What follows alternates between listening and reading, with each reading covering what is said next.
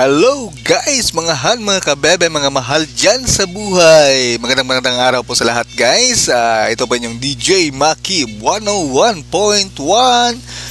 Team Power Flowers po. Alright guys, panibagong araw na naman po, panibagong kabanata na naman po ng ating buhay. Bago po natin simulan yung kwento natin guys, shoutout ko po muna yung mga nag-comment sa kwento ng asawa kong mayaman. Shoutout po dyan kay Lodi Yeng. Thank you so much Lodi sa pag-comment lagi po at sa pag-like po ng mga videos ko po ng asawa kong mayaman. And thank you so much din po kay Lodi Jayana. Jayana. Hello Jayana. Jayana pala to. And shoutout din po kay Lodi Elizabeth Roniel. Thank you so much Lodi Elizabeth Roniel sa laging pagsuporta po. Shoutout din po kay Lodi Bibang Vlog. Hello Lodi Bibang Vlog. And shoutout din po kay Lodi Aisa Montesa. Hello po Lodi Aisa. And thank you so much and shoutout din po kay Lodi G Alexandria. Shoutout din po kay Lodi Ruel Mendoza. Hello Lodi Ruel Mendoza, thank you so much po sa laging pagsuporta po sa mga videos ko po. And shoutout din po kay Lodi Tony TV. Hello Lodi Tony TV, I hope okay ka lang dyan. Thank you so much sa pag-comment and sa pag-view po ng asawa kong mayaman. And shoutout din po kay Lodi Janalim Morales Tapis. Thank you so much Lodi Janalim Morales Tapis. And thank you so much din po kay Lodi Jayana. Hello Lodi Jayana. Maraming salamat po talaga Lodi. Alright guys, hindi na po natin patatagalin to yung kwento ng asawa kong mayaman. Sana all. Ang mentalidad na ito lamang ay isang bagay na hindi kayang labanan ni Shen Tian, nakangiting sabi ni Yan Ruizu. Bumulong ang sekretarya, hindi ito big deal. Maraming tao na may malakas na pagtitimpi sa sarili sa Jingdo. Oo. Talagang hindi ito malaking bagay, walang pakialam na sabi ni Yan Ruizu. Ang mga taong iyon ay sinanay ng kanilang mga pamilya mula pagkabata at nasanay na dito. O ang kanilang karanasan ay nagmula sa edad. Kinailangan lamang ni Chin Yu ng 1 linggo upang taglayin ang nababanat na pag-iisip na ito, at 1 linggo na ang nakalipas. Siya ay isang ordinaryong tao, medyo gaman ang pakiramdam ni Yan Ruizu. Nataranta ang sekretarya. Tiningnan niya si Chin Yu mula sa kaibuturan. Sa makatuwid, anuman ang sinabi ni Yan Ruizu, mahirap baguhin ang kanyang isip. Sa hitsura nito, tama ang aking lolo. Hindi ako bibiguin ni Chin Yu, mahinang tumawa si Yan Ruizu. Bumulong ang sekretarya, Miss Yan, pero nabugbog niya si Shen Tian. Hinding-hindi siya mapapatawad ng pamilya Shen, at kailangan mong magpaliwanag. Magpaliwanag. Sumili ang pang-aalipusta sa mga mata ni Yan Ruizu. Bakit ako magpapaliwanag? Kailangan ko bang magpaliwanag sa pamilya Shen? Malamig na ngumisi si Yan Ruizu. Nang marinig ito ng sekretarya, hindi na siya nagsalita pa. Samantala, ang ama ni Shen Tian, si Shen Yun, ay sumugod sa Jiang Cheng. Sa ospital, hinawakan ni Shen Tian ang braso ni Shen Yun na puno ng luha ang mukha. Dad, kailangan mong maghayganti para sa akin. Gusto kong patayin siya ng 1,000 saksak. Sumigaw si Shen Tian. At nandyan si Yan Ruizu. Kung wala ang suporta ni Yan Ruizu, ang batang iyon ay hinding-hindi maglalakas loob na maging sobrang bastos. Nang makita niya ang kanyang anak na nasa ganitong estado, si Shen Yun ay namumula sa galit. Anak, huwag kang mag-alala. Ipaghihiganti kita, sabi ni Shen Yun na nagngangalit ang mga ngipin. Magpahinga ng mabuti. Ipaparanas ko sa kanya ang kahihinatnan. Nagbigay ng ilang tagubilin si Shen Yun bago siya umalis sa ospital at dumiretso sa estate ng pamilya Yan. Nang makita niya ang galit na si Shen Yun, hindi nagulat si Yan Ruizu ngunit magalang nang umiti at sinabing, Tito Shen, ano ang nagdala sa iyo dito? Sinaway ni Shen Yun, Yan Ruizu. Huwag mo akong lokohin. Dumating ang aking anak sa Jiangcheng mula sa kabisera ng probinsya upang pagtagumpayan ka. Ngunit ano ang ginawa mo? Imbes na alagaan mo siya, hinayaan mo siyang masaktan ng husto. Ano ang masasabi mo sa pangyayaring ito? Nang marinig niya ang mga salita ni Shen Yun, unti-unting lumamig ang ekspresyon ni Yan Ruizu. Nagpakita ako ng labis na paggalang, ngunit itinuturing mo ba ang iyong sarili na isang malaking shot, sabi ni Yan Ruizo sa malamig na boses. Tinatawag kitang tito dahil magalang ako. Hindi dahil natatakot ako sa iyo. Shen Yun, sino ang nagbigay sa iyo ng lakas ng loob na itaas ang iyong boses sa harap ko? Agad na naging awkward ang ekspresyon ni Shen Yun. Naalala niya tuloy ang pagkakaiba ng kanilang katayuan at isang patak ng pawis ang tumulo sa kanyang noo. Miss Yan, sorry. Masyado lang akong naiinip. Pinunasan ni Shen Yun ang pawis sa kanyang noo at awkward na sinabi, sana hindi ka magagalit. Si Shen Tian ay nasa ospital at masyado akong nabalisa. Nang makita niya ang ekspresyon ni Shen Yun, si Yan Ruizo ay tila hindi naabala dito. Ngumiti siya at sinabing, Tito Shen, tungkol saan ang pinuntahan mo ako? Nakaramdam ng pagkabigo si Shen Yun. Balak niya sana itong panagutin, ngunit sa ganitong sitwasyon, paano niya ito mapapanagot? Makakatiyak ka, unang nagsalita si Yan Ruizo. Hindi ako makikialam sa mangyayari sa pagitan mo at ni Qin Yu, walang pakialam na sabi ni Yan Ruizo. Nang marinig niya ito, agad na lumiwanag ang mga mata ni Shen Yun.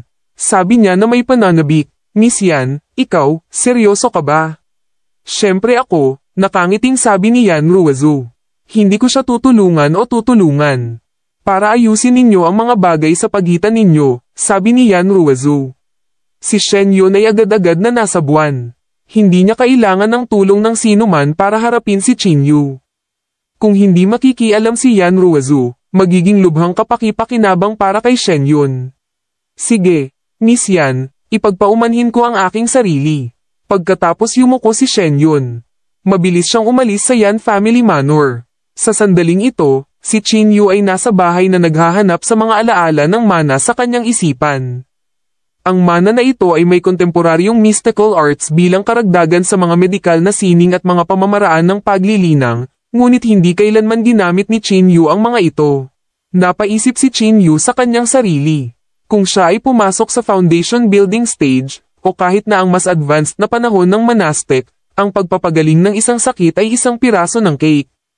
Pagkatapos, ginugol ni Qin Yu ang araw sa pagpino ng 10 soul nourishment pills. Kinagabihan, tinawag ni Qin Yu si Lei Hu sa kanyang tahanan. Narito ang 10 soul nourishment pills, iniabot ni Qin Yu ang soul nourishment pills kay Lei Hu. Ginoo, Qin, 10 pills lang ba ngayon? Pansamantalang tanong ni Lei Hu. Napangiti si Qin Yu at sinabing, ang isang tableta ay nagkakahalaga ng $200,000 at maaari kang magkaroon ng marami hanggat gusto mo. Bilang karagdagan sa pera, syempre, maaari mo ring gamitin ang mga halamang gamot bilang kapalit nito kung sila ay higit sa 20 taong gulang. Sige, walang problema, nagmamadaling tumango si Lei Hu at sinabi. Ilang sandali pagkaalis ni Lei Hu, isang sorpresang bisita ang dumating sa bahay ni Qin Yu. Ang taong ito ay ang puting buhok na binata noong nakaraang araw. May mga gallows sa mukha at may tungkod pa ang puting buhok. Anong ginagawa mo dito? Tanong ni Qin Yu matapos siyang sumulyap. Sumagot ang maputing buhok na binata, Mister, pinapunta ako ni Shen dito. Magho-host siya ng banquet sa Riverfish House ngayong gabi. O talaga, tumaas ang isang kilay ni Qin Yu. Pinag-isipan niya ito sandali at sinabing, sige. Dadalo ako sa handaan sa tamang oras. Ang puting buhok na binata ay tumango ngunit walang balak umalis. Ano, may kailangan ka pa ba? Sabi ni Qin Yu na nakakunot ang noo. Ang maputing buhok na binata ay nilaga saglit at pagkatapos ay nagtanong, may gusto akong itanong sa iyo. Kagabi, sa piging ni Mr. Shen, nakita kitang humihinga at lumabas, at ngayon. Partikular kong pinanood muli ang video. Parang napaka-extraordinary. Ito ay isang sorpresa kay Qin Yu. Maaari mong sabihin kung ano ang nangyayari. Naguguluhan si Qin Yu. Sinabi ng binata na may puting buhok sa pananahimik na boses. Minsan ay nakakita ako ng isang tao na may anyo ng pagbuga na di umano ay nag-aayos ng 5 panloob na organo, mula sa loob palabas. At nararamdaman ko na ito ay kahawig ng iyong pamamaraan. Lalong namangha si Qin Yu at tila hindi lang siya ang tanging tao sa mundong ito na nagal-inang. Na-curious lang ako at wala akong ibang ibig sabihin. Nang makita ng maputing buhok na binata na walang sinabi si Qin Yu, tumango siya at umalis. Nakatitig si Chin Yu sa kanyang likuran habang siya ay umalis, at lihim na nag-isip. Nang sumapit ang gabi, nagtungo si Chin Yu sa Riverfish House. Sa kabila ng lahat, nabali ni Chin Yu ang braso ni Shen Tian, kaya naghanda siya ng marrow peel bilang kabayaran at paghingi ng tawad. Siyempre, mas ginagawa ito ni Chin Yu para sa kapakanan ni Yan Ruizu. Kung tutuusin, hindi siya masyadong alam tungkol sa mga hidwaan sa pagitan ng mga pamilyang ito, hindi pa banggitin kung ang pamilya Yan ay natatakot sa pamilya Shen o hindi. Hindi nagtagal, nakarating na si Chin Yu sa Riverfish House. Matatagpuan ang Riverfish House sa tabing ilog at habang malayo ang lokasyon nito, mayroon itong magandang kapaligiran. Ngayon, ang lugar ay nabook ni Shen Yun. 4 na bodyguard ang nakatayo sa entrance ng hotel at tila malakas ang bawat isa sa kanila. Kakalakad pa lang ni Chin Yu sa pinto nang harangin siya ng ilang bodyguard. "Sino ka?" tanong ng isa sa mga bodyguard. "Chin Yu," sabi ni Chin Yu nang walang pagsunod. Tumango ang bodyguard at gumawa ng paraan para makadaan siya. "Pumasok ka. Hinihintay ka ni Mr. Shen," sabi ng bodyguard na may malamig na ekspresyon. Hindi nag-atubili si Chin Yu at agad na naglakad papasok ng may malalaking hakbang. Sa lobby ng hotel, may mahigit 10 bodyguard. Isang lalaking naka-white suit ang nakaupo sa front seat habang nagpipista. Tumingin sa kanya si Chin Yu bago naglakad pasulong at magalang na sinabi, "Pagbati, Mr. Shen." Tumingala si Shen Yun kay Chin Yu na may galit sa kanyang mga mata. "Ikaw si Chin Yu. Mayroon kang ilang lakas ng loob na maglakas loob na hawakan ang aking anak at baliin ang kanyang braso." Sinabi ni Shen Yun sa pamamagitan ng pagngangalit ng mga ngipin. Ipinaliwanag ni Chin Yu, "Si Shen Tian ang pumilit sa akin na gawin iyon, kung hindi, gagawin ko. Wala akong pakialam kung ano ang dahilan." Pinutol ni Shen Yun si Chin Yu. Kinamayan niya ang isang patpat at sinabi sa malamig na boses, "Hindi ko ipagtatanggol ang sino mang maglalakas loob na saktan ang aking anak." Sa sandaling lumabas ang mga salita sa kanyang bibig. Pinulot ni Shen Yun ang tungkod at walang awa na hinampas ang tuhod ng maputing buhok na binata. Sa malutong na tunog, agad na nabasag ang tuhod ng maputing buhok na binata dahilan para bumagsak ito sa lupa. Dinuraan ni Shen Yun ang mukha ng puting buhok na binata at malamig na sinabi, "Walang kwentang basura. Hiniling ko sa iyo na protektahan ang aking anak, ngunit hinayaan mong mabali ang kanyang braso.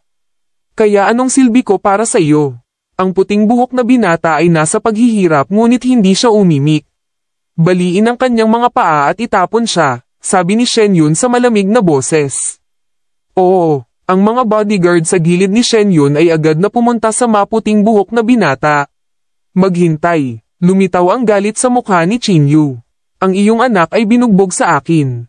Kaya ano ang kinalaman nito sa kanya?" sabi ni Chin Yu sa malamig na boses. Isang mahinang buntong hininga si Shen Yun at sinabing, "Hindi niya pinrotektahan ang aking anak. Kaya nabigo siyang gawin ang kanyang trabaho. Kung nabigo siyang gawin ang kanyang trabaho, dapat siyang parusahan." Malamig na tumawa si Chin Yu habang sumulyap kay Shen Yun at sinabing, "Nabigo siyang gawin ang kanyang trabaho sa hindi pagprotekta kay Shen Tian. Kung hindi mo palakihin ng maayos ang iyong anak, maituturing bang hindi mo magawa ang iyong trabaho ng maayos? Ang lakas ng loob mong sabihin yan." Agad na tumayo si Shen Yun.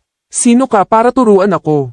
Nagalit si Shen Yun. Malamig na tinitigan ni Chin Yu si Shen Yun at sinabing, "Hindi nakakagulat na si Shen Tian ay napakayabang at bossy. Sa isang ama na tulad mo, hindi ito nakakagulat. Ngayon, ipapaalam ko sa iyo na sa pamamagitan ng pagbali sa braso ng iyong anak, naging madali ako sa kanya. Kapag ginulo niya ulit ako, papatayin ko siya." Napakalakas ng mga salita ni Chin Yu na kahit ang maputing buhok na binata ay hindi maiwasang tumingin. Natawa si Shen Yun sa galit habang itinuro si Chin Yu at sinabing, well.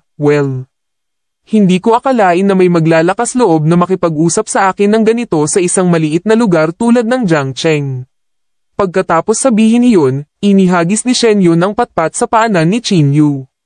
"Bibigyan kita ng pagkakataon na baliin ang sarili mong mga paa at hahayaan kong dumausdos ito," sabi ni Shen Yun sa malamig na boses. Sinulyapan ni Chin Yu ang patpat sa kanyang paanan. At pagkatapos ay sinipa ito ng marahas. Ang patpat ay lumipad patungo kay Shen Yun na may isang whoosh. Ang patpat ay dumampi sa ulo ni Shen Yun at tinusok ang dingding sa likod niya. Nabasag agad ang pader at may mga bitak na parang sapot ng gagamba. Lalong nanlamig ang ekspresyon ni Shen Yun habang nanunuya, binigyan kita ng pagkakataon, at dahil hindi mo ito pinahahalagahan. Huwag mo akong sisihin sa pagiging walang awa. Simula bukas, lahat ng taong malapit sa iyo ay magdurusa. Ang ekspresyon ni Shen Yun ay walang awa.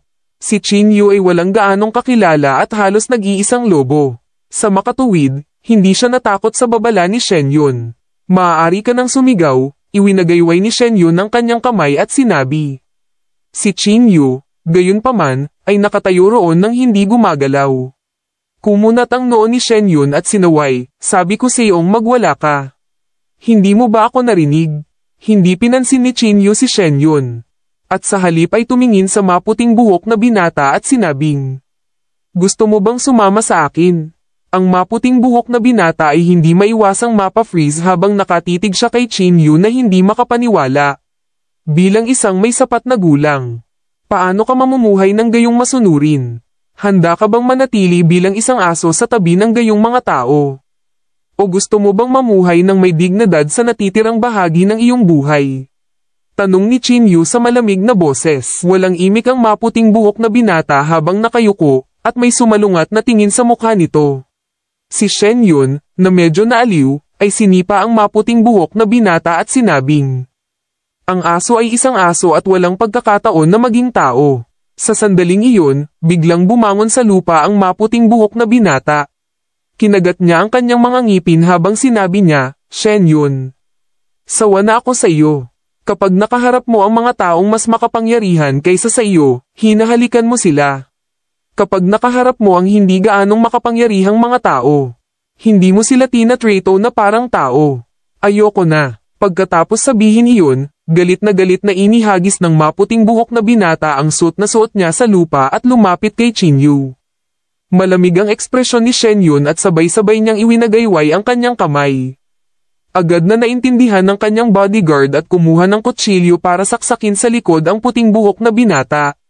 Nang malapit ng tamaan ng kutsilyo ang maputing buhok na binata, pinitik ni Qin Yu ang kanyang daliri at ang pulso ng bodyguard ay nataman ng malakas ng kung ano. Nahulog din ang kutsilyo. Nilinggan niya ang ulo niya at nakita niyang barya iyon. Tara na. Tiningnan ni Qin Yu ang maputing buhok na binata at ay nalalayan siya habang naglalakad palabas ng hotel. Malungkot ang ekspresyon ni Shen Yun at binaligtad niya ang mesa. Hinding-hindi ko siya bibitawan. Isang masamang tingin ang lumitaw sa mukha ni Shen Yun. Dinala ni Qin Yu ang maputing buhok na binata pabalik sa kanyang tirahan. Pagkatapos ng maikling pag-uusap, nalaman ni Qin Yu na ang pangalan ng binata na may puting buhok ay Yao Qing, isang bodyguard na inupahan ni Shen Yun sa malaking gastos. Salamat sa pagligtas sa aking buhay ng 2 beses, ngunit sa kasamaang palad, ako ngayon ay isang pilay. Natatakot ako na hindi kita mabayaran. Umupo si Yao Qing sa tabi ni Qin Yu at mukhang nalulungkot. Tiningnan siya ni Qin Yu at kumuha ng tableta. Kunin mo ito, walang pakialam na sabi ni Qin Yu. Natigilan si Yao Qing at nakasimangot na sinabi, ano ito? Kunin mo bago ka magtanong. Hindi nagbigay ng anumang paliwanag si Qin Yu. Nang marinig ito ni Yao Qing, hindi na siya nagsalita pa at agad na nilunok ang tableta. Ang pil na ito ay ang Mero pill na pinino ni Qin Yu. Binalak niyang ibigay ito kay Shen Yun bilang kabayaran, ngunit matapos makita ang kasuklam-suklam na ugali ni Shen Yun, nagbago ang isip ni Qin Yu. Sa sandaling ang Mero pill ay pumasok sa kanyang tiyan, inabot ni Qin Yu ang kanyang kamay at inilagay ito sa nikap ni Shen Yun. At isang surge ng espiritual na enerhiya ang tumakip sa kanyang palad. Nakaramdam si Yao Qing ng pananakit at pangangati sa kanyang tuhod, at ang pakiramdam ay kakaiba. Makalipas ang kalahating minuto, inalis ni Qin Yu ang kanyang kamay. Subukan mong gumawa ng ilang hakbang, walang pakialam na sabi ni Qin Yu. Tinangka ni Yao Qing na igalaw ang kanyang mga braso at binti, at pagkatapos, sa kanyang pagtataka, nalaman niyang gumaling na ang kanyang putol na binti. Ito. Paano ito posible? Si Yao Qing ay namangha. Kahit na ang pinakamahuhusay na doktor sa mundo ay walang kakayahan para gawin ito. Si Yao Qing ay namangha. Ngunit sinabi ni Qin Yu na may bahagyang ngiti, ang pinakamahuhusay na doktor sa mundo ay hindi may kukumpara sa akin. Hindi siya nagbibiro pero nagsasabi siya ng totoo. Matapos makuha ang cultivation method, naabot ni Chin Yu ang ultimate level. Kaya niyang basagin ang mga bituin sa isang suntok at buhayin ng patay. Okay, may itatanong ako sa iyo ngayon. Sa puntong ito, sumulyap si Chin Yu kay Yao Qing. Nagmamadaling sinabi ni Yao Qing, hindi ko makakalimutan ang kabutihang ipinakita mo sa akin. Kaya kung mayroon kang anumang mga katanungan, magtanong lang. Nanlamig ang mga mata ni Chin Yu. Kailangan kong ibunyag mo sa akin ang lahat tungkol sa pamilya Shen, kabilang ang kanilang negosyo. Mga ari-arian, at mga kakayahan, sabi ni Chin Yu sa malamig na boses. Gusto kong mawala ang lahat sa pamilya Shen. Ang boses ni Chin Yu, determinado at malamig, ay hindi natitinag. Maraming gustong tanungin si Chin Yu kay Yao Qing, ngunit sa ngayon, ang pinakagustong gawin ni Chin Yu ay gawing bangkarota ang pamilya Shen. Alright guys, natapos na naman po yung panibagong kwento natin guys, panibagong kabanata. I hope po nag-enjoy po kayo sa panibagong kabanata natin guys. Abangan na naman po yung susunod na kabanata mga Lodis. Ito po yung DJ Maki, 101.1 Team Power Flowers po. Nagpapasalamat po sa inyong lahat guys. Kung nagustuhan nyo po yung kwento na ito, paki-share na lang po and like. Alright guys, have a nice day po at ingat po lagi ang lahat mga Lodi. Bye bye, see ya!